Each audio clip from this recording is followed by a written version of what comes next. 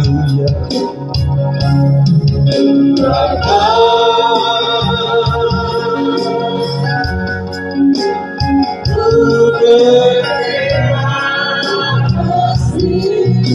Kasih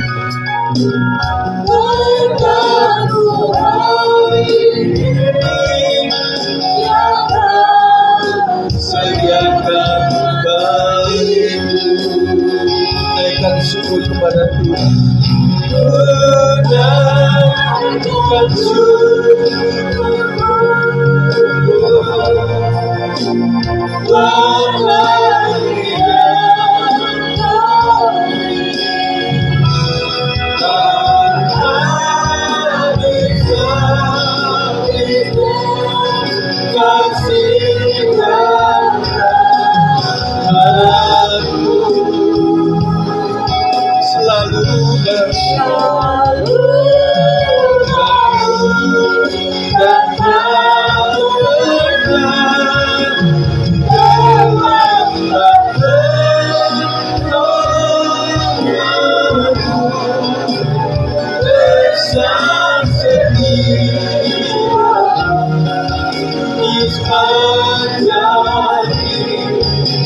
Mari angkat tangan semuanya, katakan kunaikan syukur. Kunaikan syukur.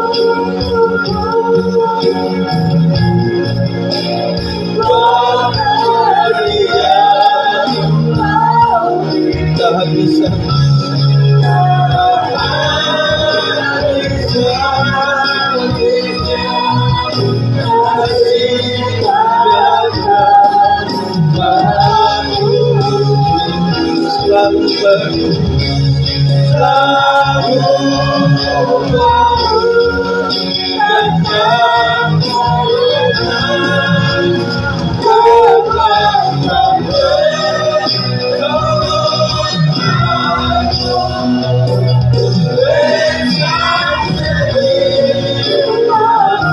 Besar setiamu,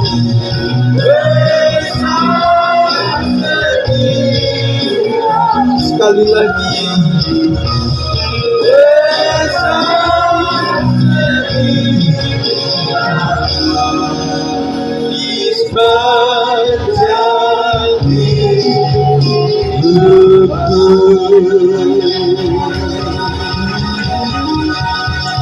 Terima kasih Tuhan. Apapun keadaan kami hari ini, tetap Tuhan Yesus baik. Terima kasih Tuhan sudah baik dari awal kami mengikut Engkau, mengiring Engkau. Dan kami percaya Tuhan bahwa ketika kami menghadapi kesulitan hidup kami Tuhan, dalam hal pekerjaan, di dalam hal pendidikan, dalam segala usaha, kami percaya itulah yang membentuk karakter kami. Sampai keadaan apapun juga, kami tetap mencintai Tuhan dan tetap berusaha untuk setia kepada Tuhan. Sucikan, kuduskan kami Tuhan. Sebentar kami akan dengarkan firman Tuhan. Berkatilah kami dengan hati yang baik, supaya kami boleh berkaca dari firman Tuhan yang menjadi barometer kehidupan kami Tuhan. Urapi hamba-Mu, segala sesuatu yang jahat dari roh-roh di udara, kami satukan hati, patahkan, usirkan dalam nama Yesus Kristus. Kami siap untuk diberkati oleh Tuhan. Kami sudah berdoa Tuhan, kami siap untuk menerimanya. Demi nama Yesus, kami berdoa dalam nama Tuhan Yesus Kristus. Yang percaya katakan amin. Shalom. Silakan duduk. Puji Tuhan, kita bersyukur di hari-hari libur ini saudara sekalian, kita sudah menghargai, mengucapkan maupun hadir di keluarga besar kita yang masih non-Kristen dan mengadakan halal bihalal begitu sekali ya, saling memaafkan satu dengan yang lain. Puji Tuhan, kita bersyukur untuk itu semuanya. Dan saya berpikir berkunjungnya sudah hampir selesai saudara sekalian. Ya, ada beberapa orang yang mungkin mengatakan, wah ini kan hari libur, jadi saya kalau nggak hadir dalam ibadah masih sah. Tetapi puji Tuhan saudara sekalian, saya bersyukur bahwa kita hadir ke tempat ini untuk diberkati oleh Tuhan. Amin. Kita akan bicara tentang kesucian dan pemakaian Tuhan. Jadi orang yang akan dipakai oleh Tuhan harus memberikan hidupnya untuk disucikan. Orang mungkin berpikirnya saya ingin dipakai oleh Tuhan, tetapi prasyaratnya kadang-kadang dilupakan, saudara sekalian. Saudara bisa melihat orang-orang yang dipakai Tuhan luar biasa, tetapi mereka menabur dan mereka memberikan harga yang tidak mudah untuk disucikan. Ya, kita akan membaca dalam 2 Timotius 2 ayat 20 sampai 21 sekalian. Ini dalam terjemahan baru kedua. Kita membaca seperti yang saya siapkan di sekali. Ya, kita akan baca sama-sama. Yang pria membaca ayat 20, kemudian yang 21 wanita. 2 Timotius 2 ayat 20 sampai 21. Pria 1 2 3. Dalam rumah yang besar bukan hanya terdapat perabot dari emas dan perak, melainkan juga dari kayu dan tanah. Yang pertama dipakai untuk maksud yang mulia, dan yang terakhir untuk maksud yang kurang mulia. Silakan.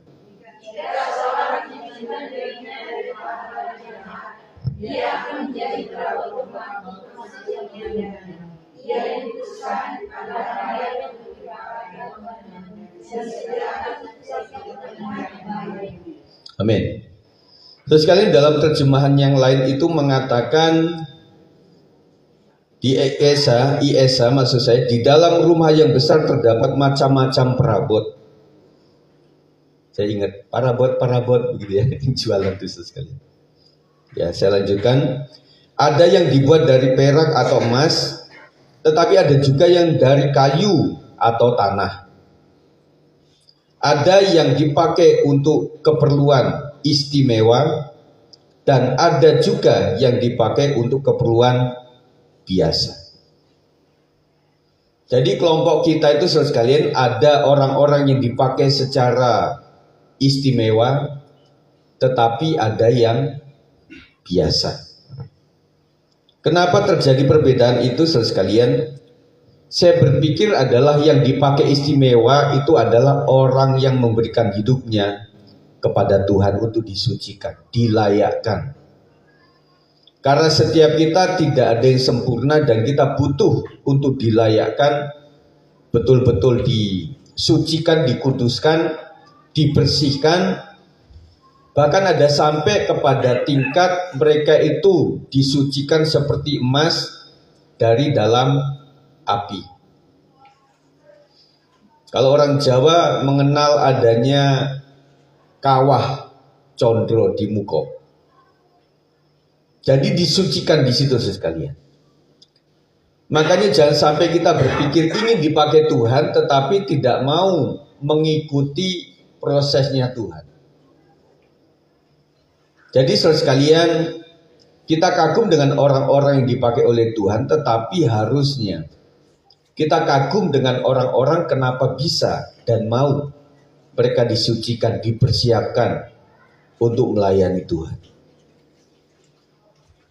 Saya percaya kalau saya bertanya siapa yang mau melayani Tuhan dengan Allah ciri khas saudara, pasti semua kita mau melayani Tuhan. Tetapi dalam kadar rumah Tuhan itu ada pelayan-pelayan yang memang dikuduskan, disucikan, dikhususkan untuk menjadi orang-orang istimewa.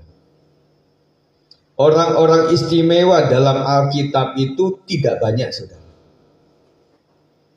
Tidak banyak. Berawal dari 12 murid Kristus. Tetapi satu menyangkal, yang satu menjual Yesus. Ternyata nggak mudah, saudara. Dan setelah itu adalah di zaman rasul-rasul juga orang-orang istimewa Tuhan itu tidak hidup yang enak, mudah, tetapi juga hidup yang betul-betul memikul salib mereka, salib kecil.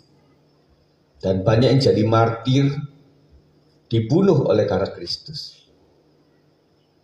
Jadi kalau kita membayangkan bagaimana orang yang harus menderita untuk Kristus, ternyata ukurannya kita tidak terlalu belum menderita seperti yang tertulis dalam Alkitab, saudara. Kita masih jemaat biasa, kita ada salib-salib kecil mungkin direndahkan oleh orang-orang keluarga besar kita, teman-teman kantor kita, teman-teman tetangga kita, mungkin sejenis itu. Dan mungkin juga salib-salib kecil kita untuk datang ibadah, kadang hujan, betul ya, kadang macet, saudara sekalian. Dan saya berpikir ketika orang banyak pulang kampung itu, Depok menjadi nggak macet. Ternyata penghuni Depok itu banyak orang-orang asli, pendatang, Betawi, orang Depok asli. Ternyata mereka nggak pulang kampung, sudah. Jadi tetap di sini. Ada kebingungan untuk makan, minum karena pada tutup, sudah. Ada beberapa yang buka, mereka beruntung.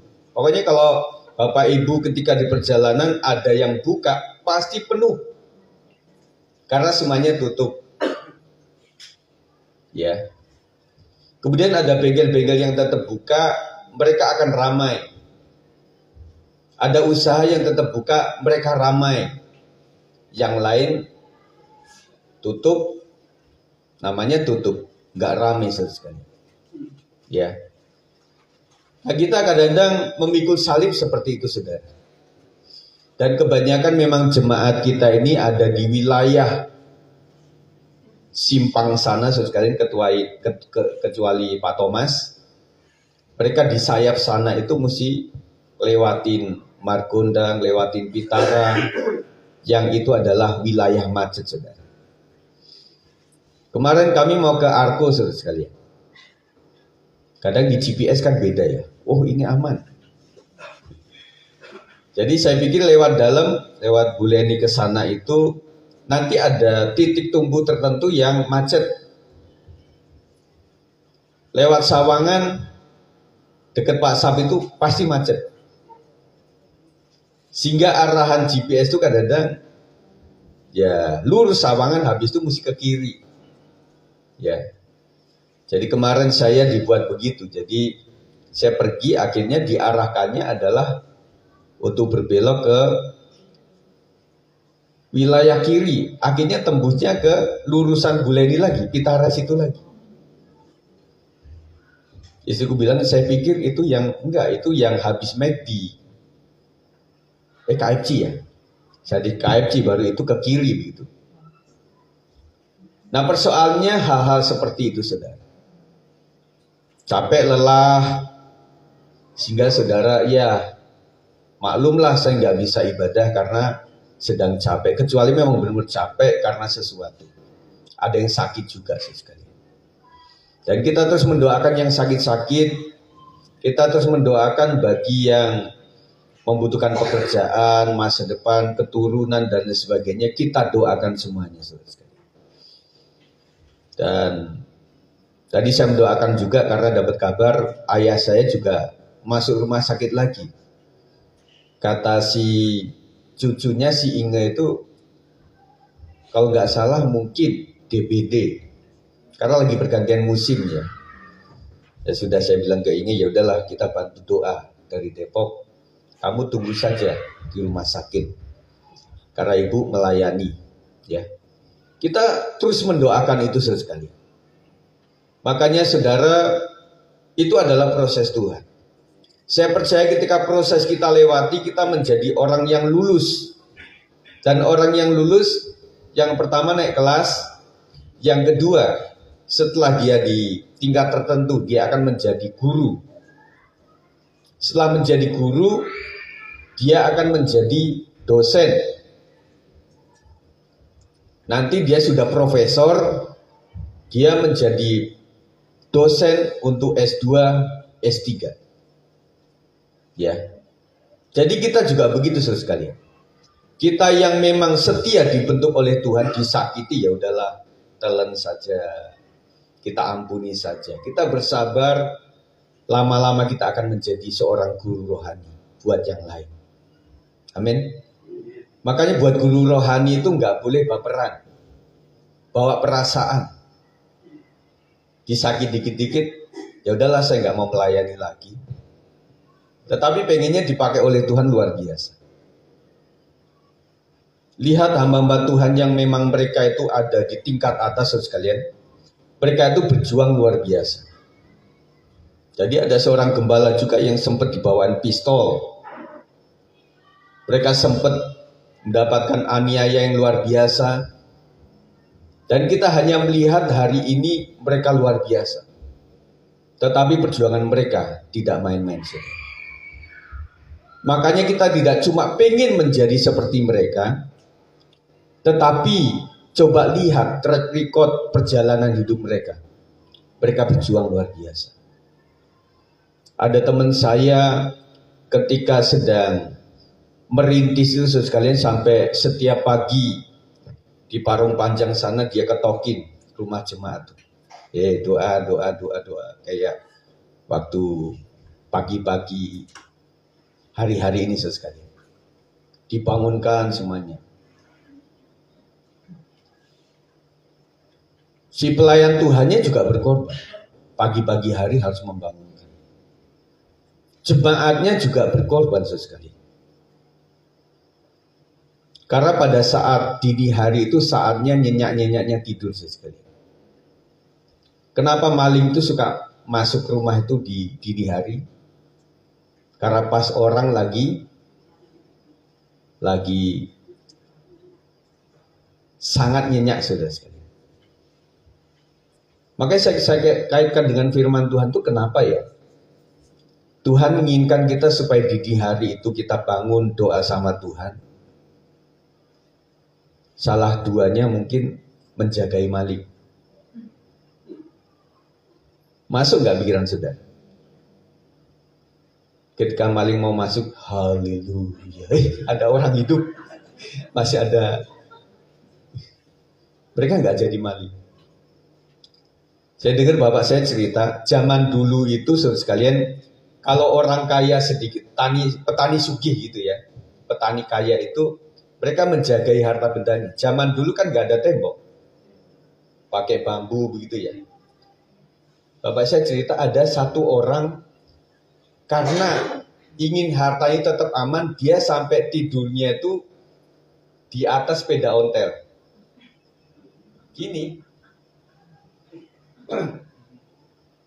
gitu ya. Tapi dia tidur. Saking dia takut hartanya dicuri orang.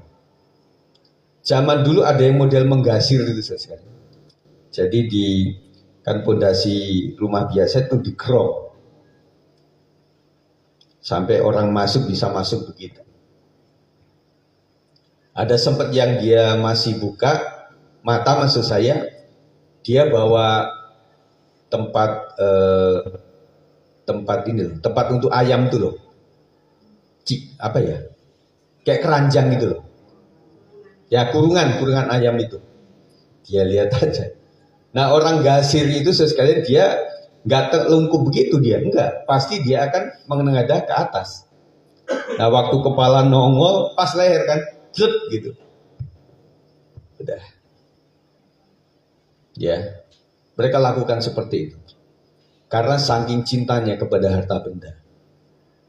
Hari-hari ini kita luar biasa, rumah kita sudah baik. Dan saya percaya kadang-kadang Tuhan izinkan kita untuk lupa kunci pintu, kunci orang, kita mau pulang sama Pak Sab itu.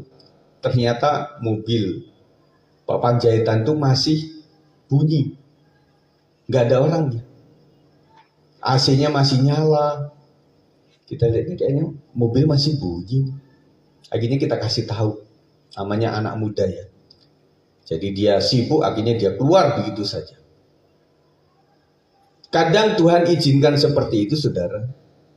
Supaya kita tahu bahwa penjagaan itu seakan-akan bukan hanya kita yang pandai berjaga. Tetapi karena Tuhan yang menjaga. Amin. Jadi itu yang ingin diraih oleh umat Tuhan, supaya apapun itu semua karena Tuhan. Jadi sekalian tetap menghargai bagaimana kita menikmati anugerah dan kemurahan Tuhan yang luar biasa. Kemarin saya setelah Pak Sinaga itu ke Bang Oto juga, kemudian ke Bu Leni, kemudian ke Nangboru, yang masih tidur ya Nangboru. Shalom, shalom. Nangboru Pak Sigit, wah kaget. Jadi kita mengunjungi sahabat-sahabat kita ya. Kita terus mendoakan itu sekali. Ya, amin. Setelah itu siapa yang mau pelesiran lagi sekali? Tamasya lagi. Yang kerja-kerja libur sampai kapan? 25. Ada yang 25, ada yang 28. Iya. Pak Ferry libur. Kalau saya libur terus sekalian. Kadang waktu liburan ada promo, ternyata ada promo kedua yang lebih murah. Ya, kemarin sudah naik. Gak jadi. Ya, sekalian kita sekarang di sini untuk mendengarkan firman Tuhan dulu ya. Tuhan bukan hanya mencari orang yang berbakat, tetapi orang yang siap dipakai. Saya percaya sekalian bahwa orang yang berbakat itu luar biasa di gereja kita cukup banyak sekalian. Tetapi orang yang siap dipakai oleh Tuhan itu sedikit. Banyak yang terpanggil, sedikit yang dipilih. Kenapa pendeta atau gembala itu lebih sedikit dibanding jemaat? Ya karena itu saudara. Yang pertama karena tidak semua orang bisa menjadi pendeta, mau jadi pendeta. Tidak semua orang mau ikuti proses Tuhan untuk menjadi seorang pelayan. Makanya prosentasenya agak beda. Jadi orang yang berbakat penting. Karena pelayanan membutuhkan bakat sekali. Kalau pemain musik misalnya nggak tahu kunci, kemudian pegang gitar, pegang keyboard, wah kacau semuanya. Butuh ilmu musik. Yang siap dipakai cuma sedikit. Dalam rumah besar ada bejana mulia dan bejana biasa, tergantung pada kekudusan dan kesiapannya. Pemakaian ilahi lahir dari hidup yang disucikan. Agar hidup kita dipakai Tuhan, apa yang harus kita lakukan? Yang pertama adalah kesiapan diri. Tuhan memakai orang yang bersedia, bukan hanya yang memiliki kemampuan. Kerelaan hati adalah menjadi kunci. Jadi kita mesti punya kerelaan, saudara, untuk melayani Tuhan. Kalau orang misalnya melayani dihargai oleh uang, dihargai oleh jabatan, oleh apapun, akhirnya orang menjadi tidak murni. Inilah yang disebut masuk pada ranah motivasi. Jadi Tuhan tuh melihat hati itu dari segi motivasi, saudara. Makanya kita doakan setiap pelayanan kita dengan motivasi yang tulus. Kalau melayani dengan motivasi yang tulus hanya untuk Tuhan, dia nggak peduli bagaimana orang menanggapi dia. Yang penting saya dengan Tuhan. Tetapi kalau motivasinya adalah untuk dipuji orang lain, itu sangat terganggu sekali. Sangat terganggu. Jadi orang melayani di tingkat 5 orang, ya apa adanya. Di tingkat 50 orang, lumayan, ini bergairah. Di tingkat 500 orang, dia lebih bergairah lagi sekali. Tetapi kalau orang melayani hanya untuk menyenangkan hati Tuhan, justru masyarakat yang paling hina, yang tidak diorangin sama orang lain atau orang komunitasnya, itulah Yesus ada di situ. Saya melihat bagaimana Pak Hari Sempulur, dia selain melayani di gereja besar, tetapi mereka berdua itu ada di wilayah rel kereta api itu. Dia kumpulkan anak-anak itu. Kemudian beberapa kali waktu musim puasa kemarin membagikan takjil kepada tukang-tukang ojek itu. Jadi rasanya saudara sekalian kalau membagi pelayanan kepada orang yang membutuhkan itu, kita malah habis, saudara. Kita nggak dapat apa-apa, saudara. Orang malah kita kasih sama mereka kok. Betul nggak? Karena prinsipnya lebih berbahagia memberi daripada menerima. Kalau orang melayani dengan motivasi yang berbalik, tidak begitu, saudara. Dia akan melayani kepada tempat atau orang yang bisa feedback kepadaku. Selalu pikirannya, aku kalau melayani itu dapat apa? Tetapi bagi orang yang murni melayani Tuhan adalah, saya ingin melakukan sesuatu di mana orang tersebut tidak bisa membalas saya, sehingga Tuhanlah yang membalasnya. Amin, saudara. Bagi yang bekerja, saudara kerja keras memang imbang. Kerja keras saudara sudah dihargai oleh bos, oleh kantor. Tetapi kalau melayani Tuhan dengan memberikan sesuatu, talenta, waktu, energi yang habis-habisan untuk seseorang itu, kita habis. Tetapi Tuhan yang tidak pernah meninggalkan kita, menabur harta di surga, dan kita tidak pernah kekurangan. Saudaraku yang dikasihi oleh Tuhan, percayalah di suatu saat Kau akan mengatakan bahwa saya bekerja oleh karena Tuhan. Saya mendapatkan gaji itu oleh karena berkat Tuhan. Ketika seseorang sesudah bekerja, kemudian tidak bekerja, yang dipikirkan apa? Waduh, kenapa saya nggak nabung ya pada saat bekerja itu? Kenapa saya nggak investasikan untuk tanah atau emas atau sesuatu yang tidak susut nilainya? Berpikir begitu. Akhirnya di pikirannya selanjutnya dia akan janji pada diri sendiri, nantilah kalau saya bekerja, saya akan menabung. Tetapi di era yang kedua ketika dia mendapatkan kerjaan, apakah begitu? Kadang-kadang lupa, saudara. Pengalamannya adalah, saya kan mudah untuk cari kerja. Kemarin saya nganggur cuma seminggu, dapat kerja lagi, akhirnya boros lagi, nggak menabur untuk yang baik. Saudara bisa menyesal. Bagi teman-teman sekalian yang masih punya usaha, yang masih bekerja, rencanakan sesuatu. Di mana saya nanti saya sudah nggak bekerja, saya sudah tidak kuat untuk berusaha, saya sudah punya investasi. Ada seseorang yang saya tanya, jemaat kita, Pak, rumahnya nggak dijual saja, Pak? Enggak lah, Pak, karena itu untuk anak saya yang satu, nanti yang ini untuk yang satunya. Jadi orang berpikir, saya sebentar lagi habis umur, anak-anak saya semakin besar, dan saya harus persiapkan untuk itu semuanya.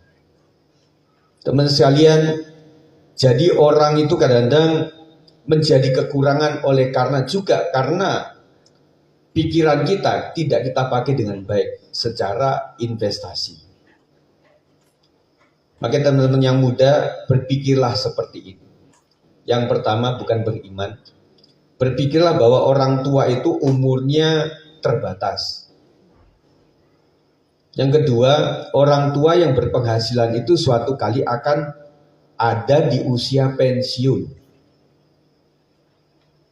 Kadang ada pensiun yang selayaknya orang sesuai umur, ada karena sakit, maka harus kudu pensiun.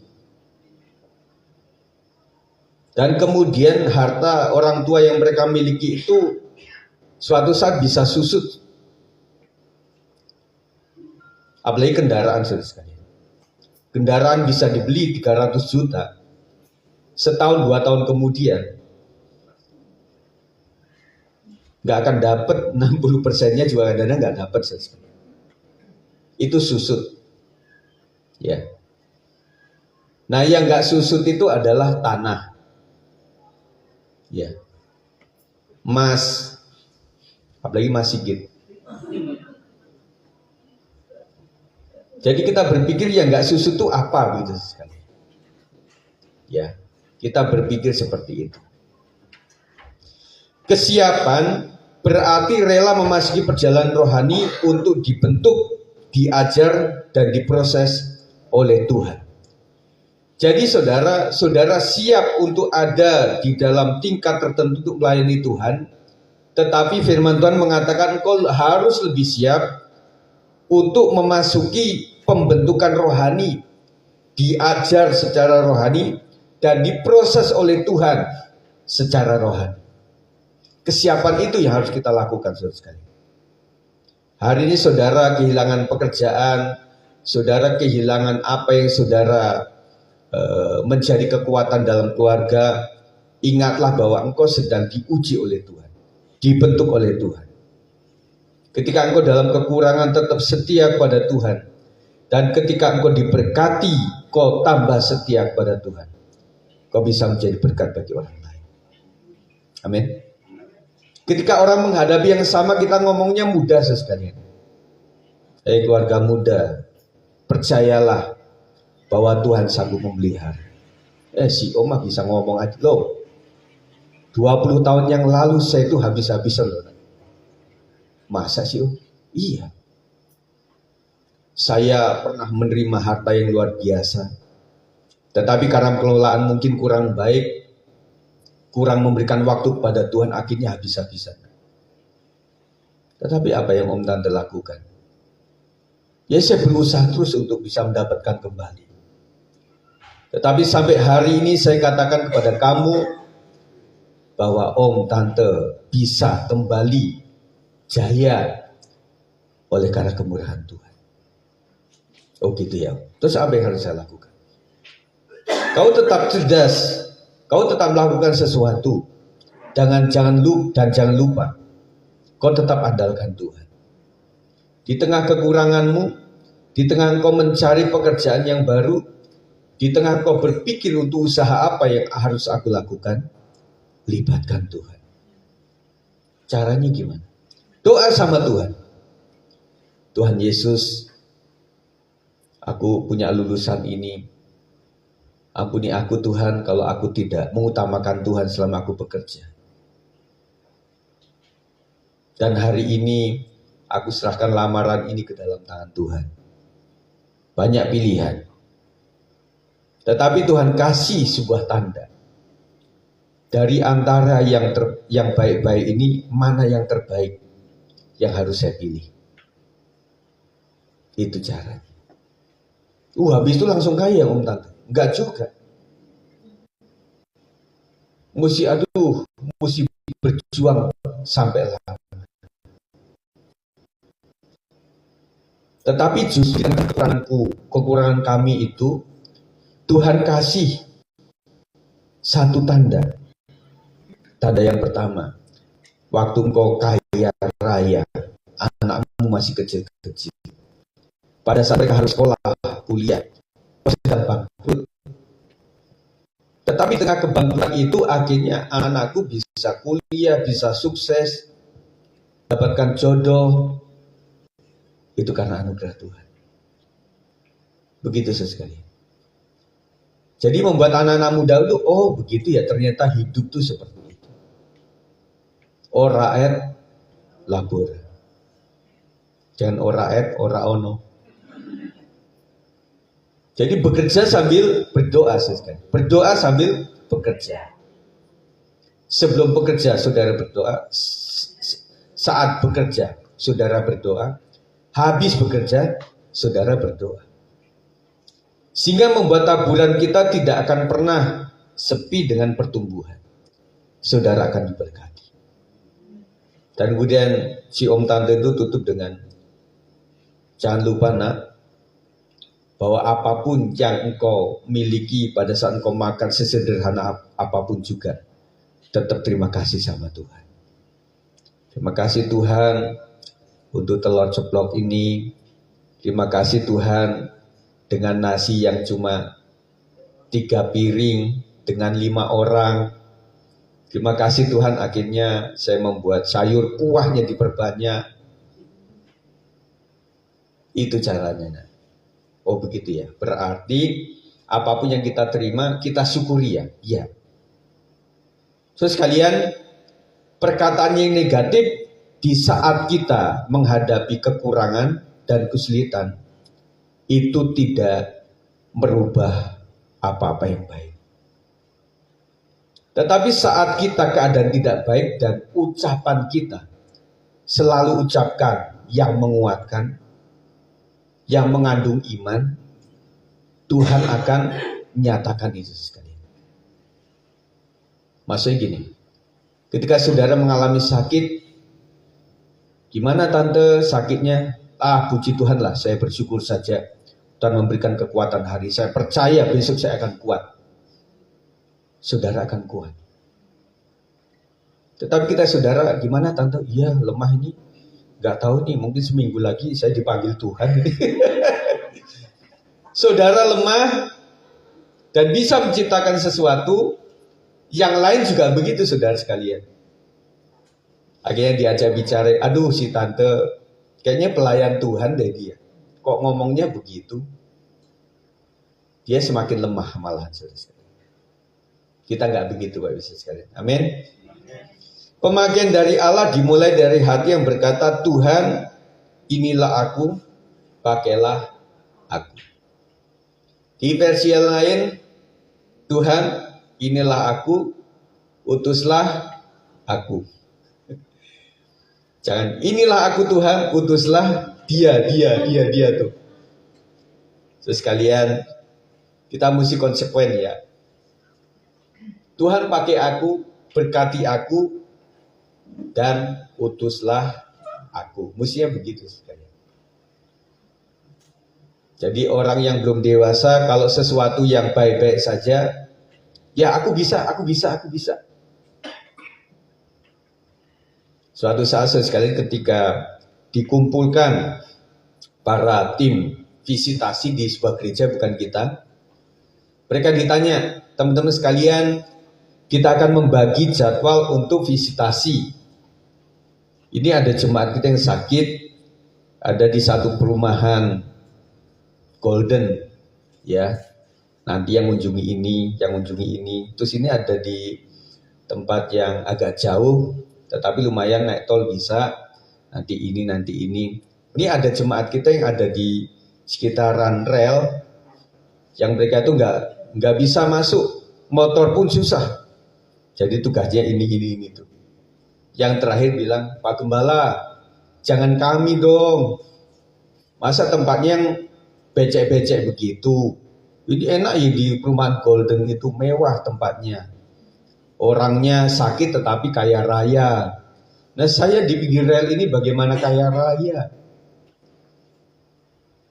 Saudara bisa renungkan ketika ini yang dibagi adalah Bapak Ibu sekalian pasti memilih di Golden ini.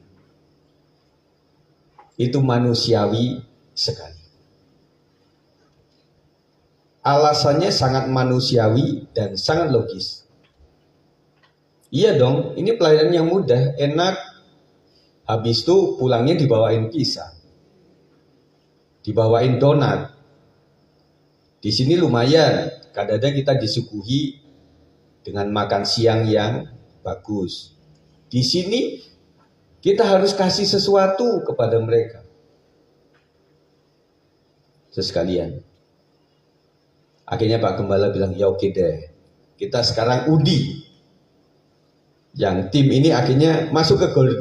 Haleluya, doa kita terjawab.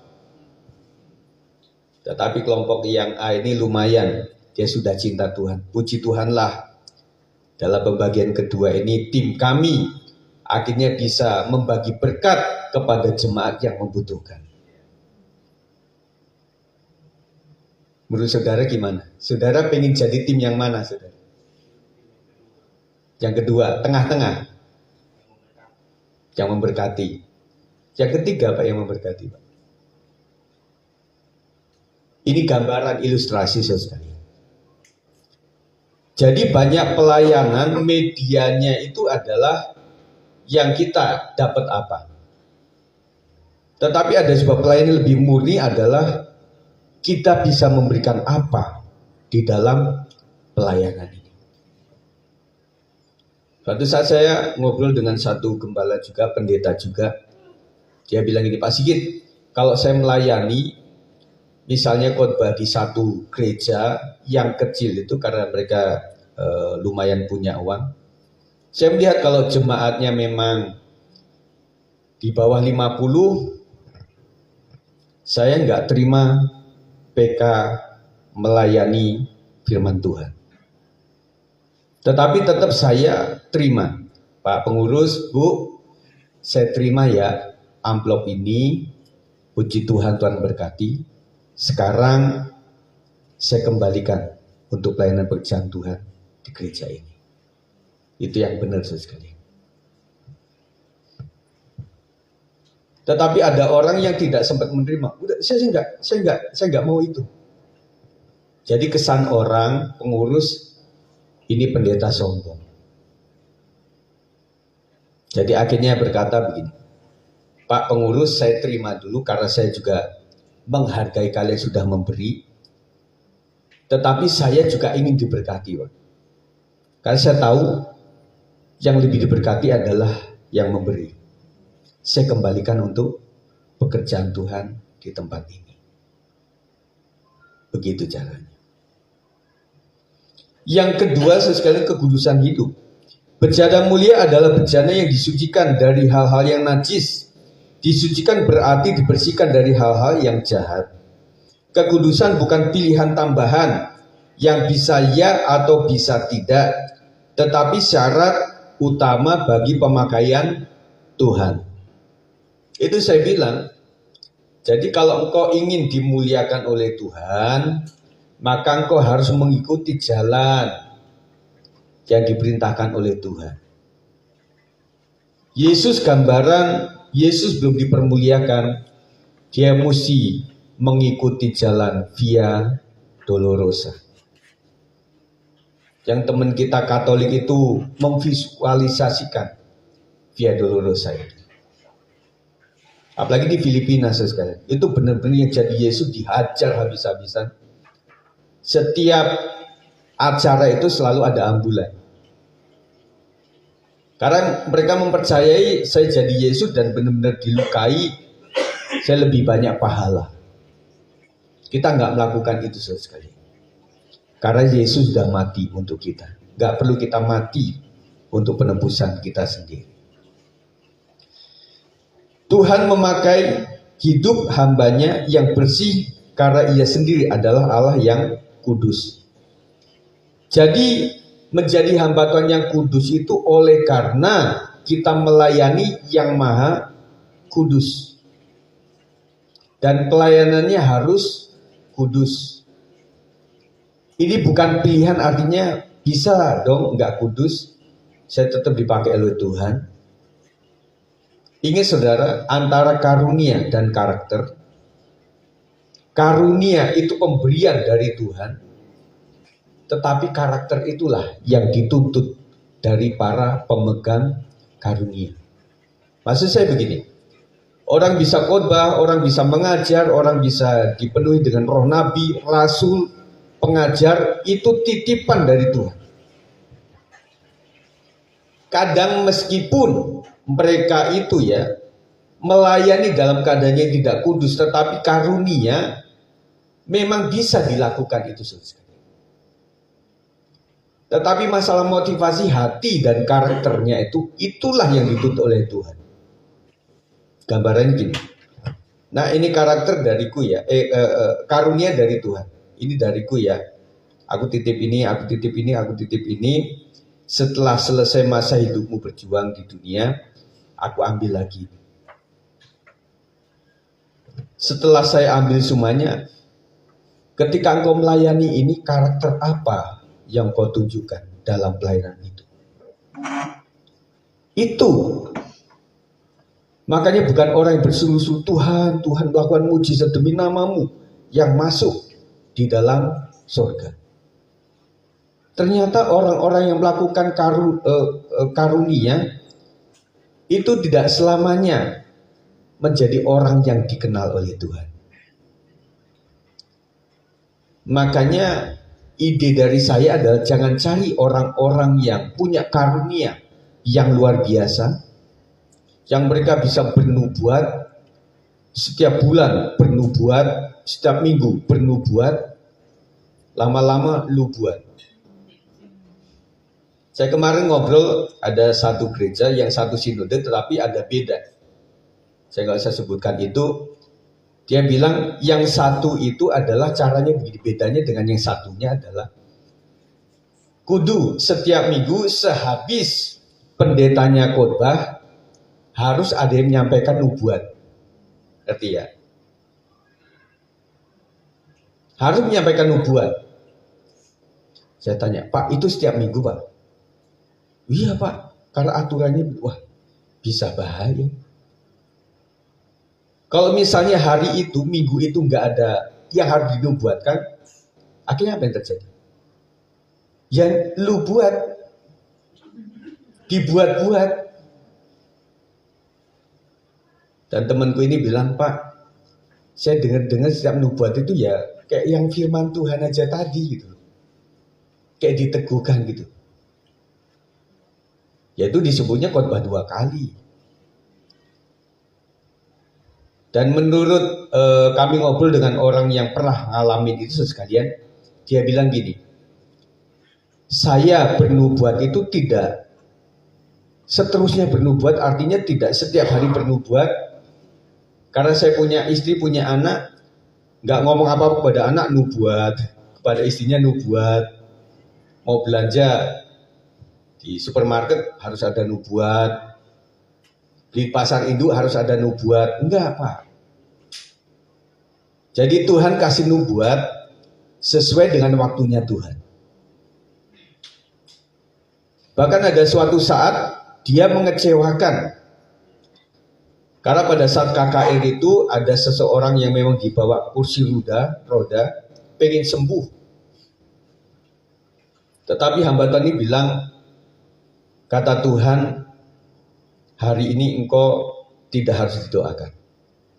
Kau harus tetap dalam keadaan di kursi roda. Dia nggak mendoakan. Yang lain didoakan. Si pasien sama keluarganya marah sama hamba Tuhan. Hamba Tuhan apaan? Karena hamba Tuhan ini berprinsip, kalau Tuhan nggak bicara sama saya untuk seseorang, saya nggak berani melakukannya. Saya bukanlah hamba uang. Yang harus mendoakan karena diminta. Tetapi saya hanya minta tuntunan roh Tuhan saja. Banyak yang kecewa sekali. Tetapi yang didoakan senang. Karena mendapatkan kesembuhan dari Tuhan. Jadi saudara sekalian, Tuhan memakai hamba Tuhan itu harusnya sesuai dengan keinginannya. Bukan keinginan manusianya. Bukan keinginan sponsor.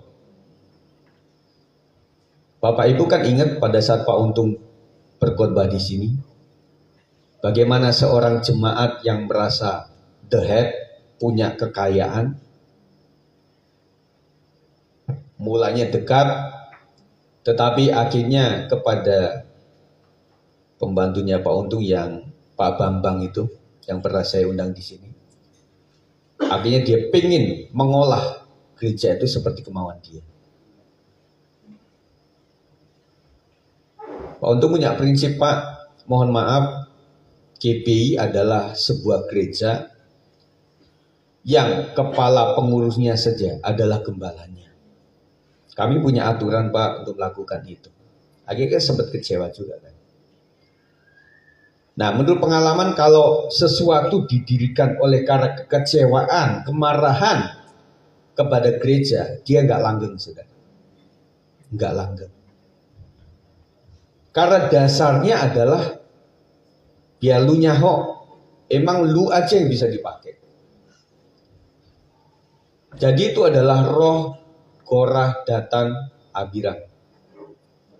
Emang cuma Musa saja sama Harun yang bisa dipakai. Kami juga bisa. Akhirnya Musa bilang, ya udah, biarlah Tuhan Allah yang menjadi hakim. Mereka dikumpulkan umatnya, dan suatu saat ketika Tuhan mau datang itu, Musa bilang, mari pisahkan dirimu. Kalau engkau pengikutnya Korah, Datan, Abiram, silahkan ke sana. Mari pengikut Musa ke sebelah sini. Dan akhirnya kuasa Tuhan nyata. Akhirnya bumi terbelah dan kemudian mereka masuk ke dalam tanah dan akhirnya menutup kembali itu. Terus sekalian, untuk setingkat Musa memang tidak mudah. Tidak mudah.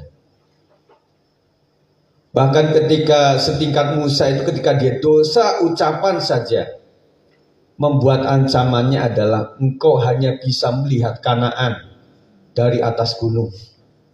Kau tidak bisa memasukinya karena dosa Musa saja. Apakah bangsa Israel tidak banyak dosa? Banyak juga, tetapi tingkatannya beda saja. Jadi yang lain itu dihukum Tuhan karena mati terbunuh di padang gurun, tetapi Musa masih hidup. Dia masih bisa jalan untuk sampai ke Kanaan. Tetapi Tuhan Allah bilang, kau tidak layak untuk memasuki tanah Kanaan. Kau cuma lihat dari atas gunung yang tinggi. Kemudian matilah Musa. Tidak mudah untuk menjadi hamba Tuhan yang luar biasa. Yang terakhir, saudara sekalian, kesediaan melayani.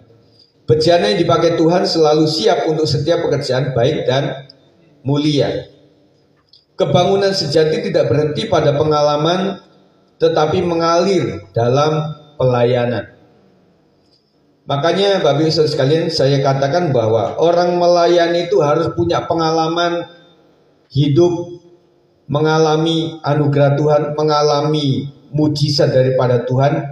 Setelah itu dia memberikan hidupnya untuk melayani pekerjaan Tuhan.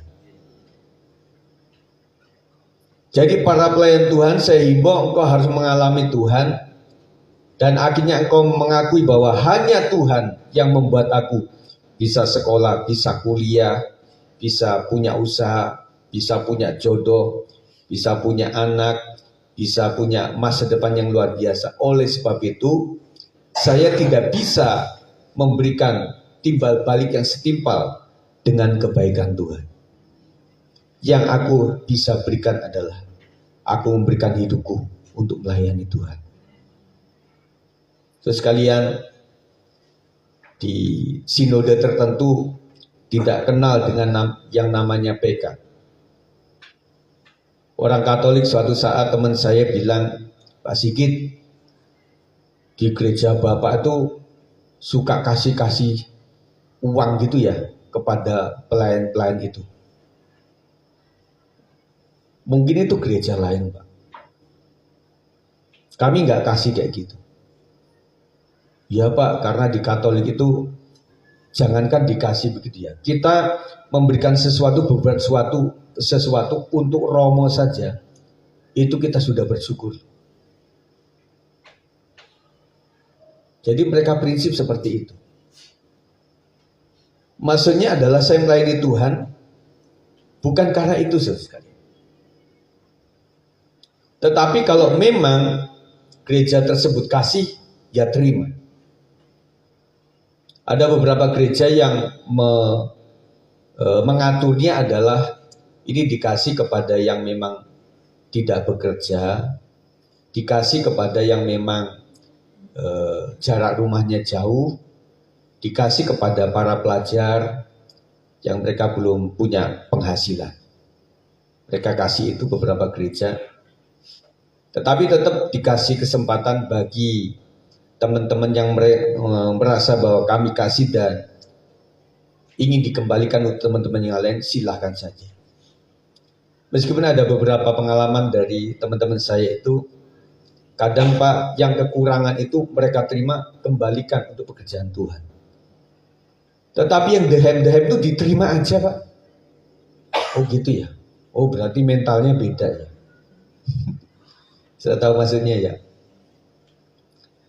Makanya suatu saat ketika kita mengadakan sebuah door prize, ketika yang mendapatkan itu adalah sang donaturnya, sang pemberi, diterima juga. Itu beda sekali.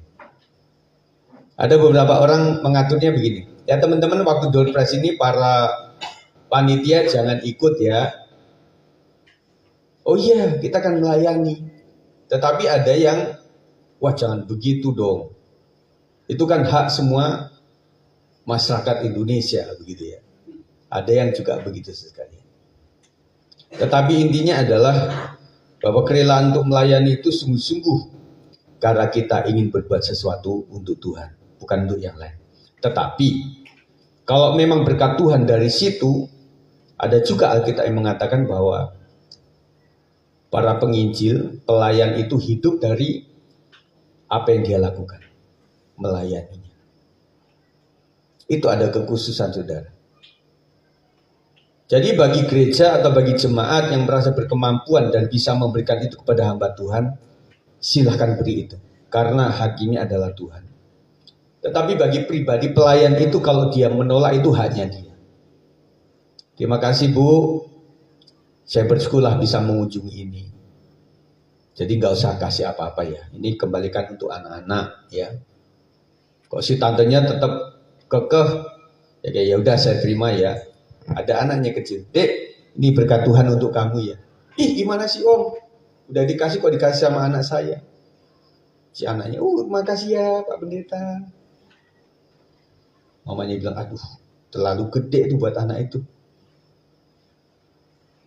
Jadi sekalian ini masalah motivasi. Kebangunan sejati tidak berhenti pada pengalaman tetapi mengalir dalam pelayanan. Saya menghimbau kepada kita sekalian yang merasa sudah diberkati oleh Tuhan. Ekspresikan dengan melayani Tuhan. Melayani dengan cara berdoa.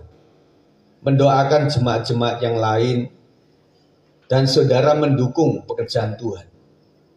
Misalnya saudara memang tidak kuat dalam hal untuk sampai ke gereja.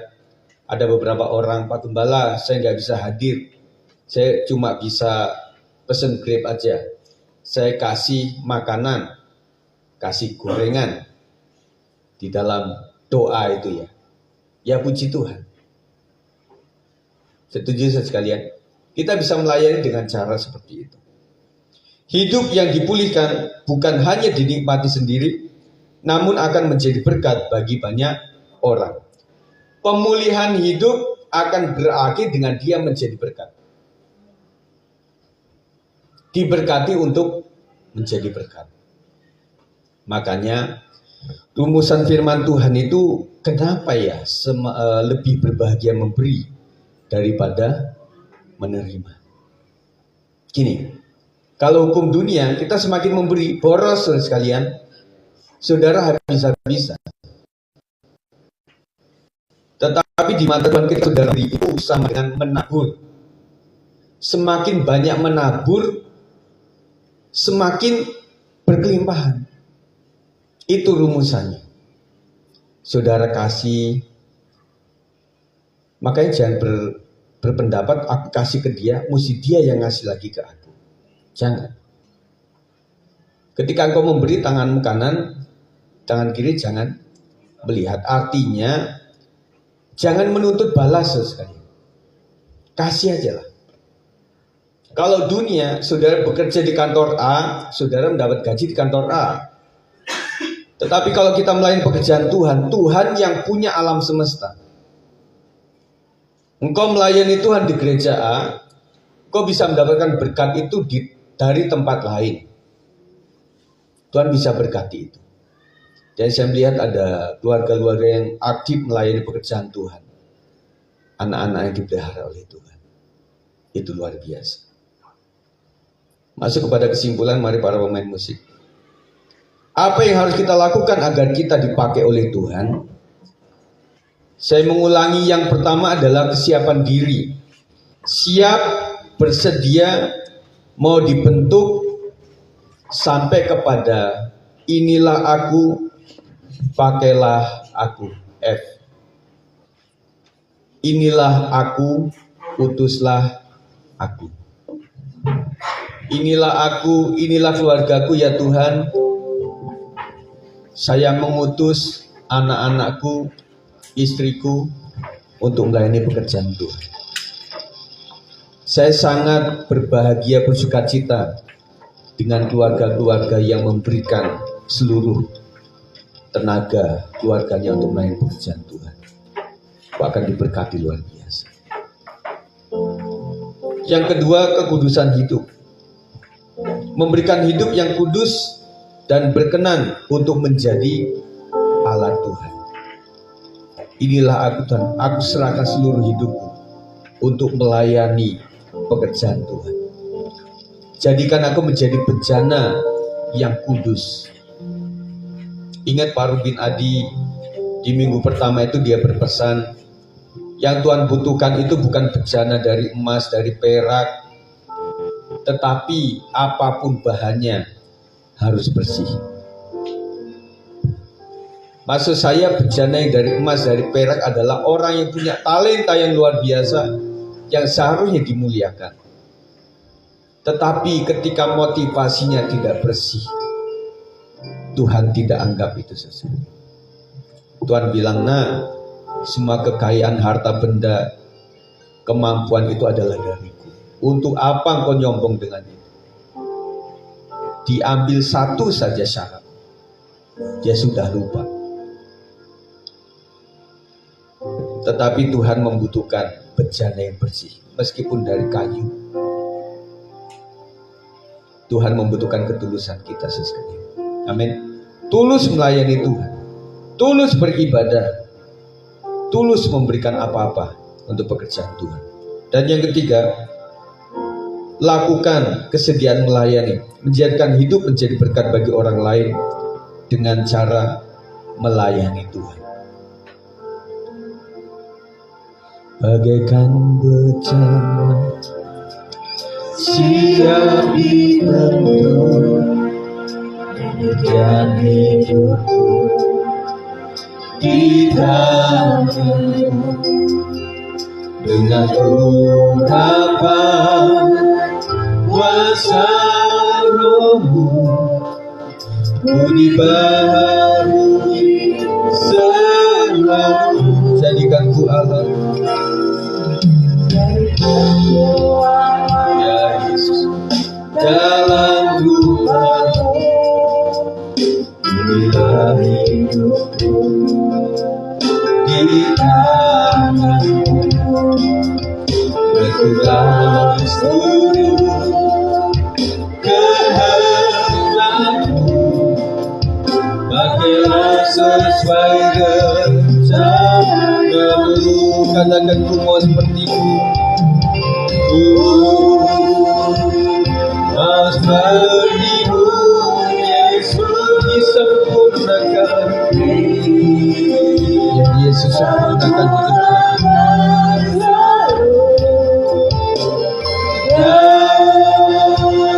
Dalam setiap jalan-Mu, memuliakan nama-Mu. Saudara sekalian, kita bersyukur untuk waktu yang Tuhan berikan. Kita menyadari bahwa hidup kita adalah bejana-bejana yang harus disucikan. Terima kasih Tuhan, sucikan hidup kami. Jadikan kami menjadi alat seperti apa yang Tuhan mau, dan bukan seperti apa yang kamu mau itu. Kami menyadari Tuhan bahwa motivasi kami harus diuji, harus dibersihkan. Terima kasih Tuhan untuk apa yang Tuhan buat dalam kehidupan kami pribadi, keluarga, anak-anak kami, cucu, anak menantu. Kami percaya semua adalah anugerah Tuhan. Terima kasih untuk usaha, pekerjaan, upah, gaji, orang-orang di sekitar kami yang begitu baik, itu adalah anugerah Tuhan. Jadikan kami menjadi bejana yang layak di hadapan Tuhan. Mari naikkan para pria baik dan bejana siap dibentuk bagaikan bejana siap dibentuk. Demikian hidupku di tangan dengan urapan kuasa Rohmu, ku dibaharui selalu. Mari yang wanita, jadikan dalam rumahmu, inilah hidupku di tanganmu, berubah seluruh kehendakmu, agar selesai rencana. mari semua naikkan pujian ini, umur sepertimu. Mas beriku Yesus,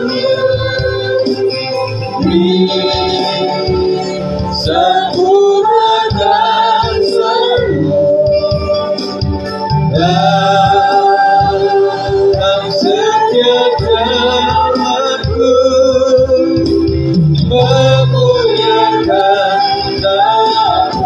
Kita bangkit berdiri, umur sepertimu.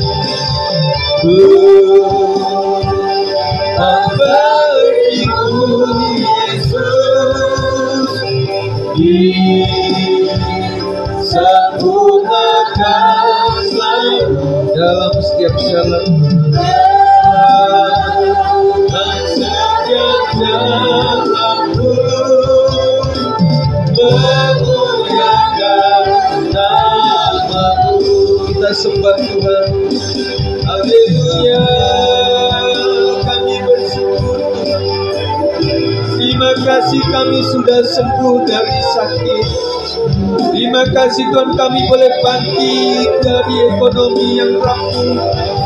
Terima kasih Tuhan, Kau berikan kami anak-anak yang baik, masa depan yang luar biasa. Terima kasih Tuhan, orang tua kami, keluarga besar kami yang diberkati oleh Tuhan. Haleluya. Terima kasih Tuhan. Terima kasih Bapa, Kau sangat baik. Terima kasih Kau melihat setiap jemaat yang tempat ini Tuhan. Bahwa mereka Tuhan masuk kepada penyucian, supaya mereka dipakai oleh Tuhan luar biasa Tuhan. Terima kasih Tuhan. Terima kasih.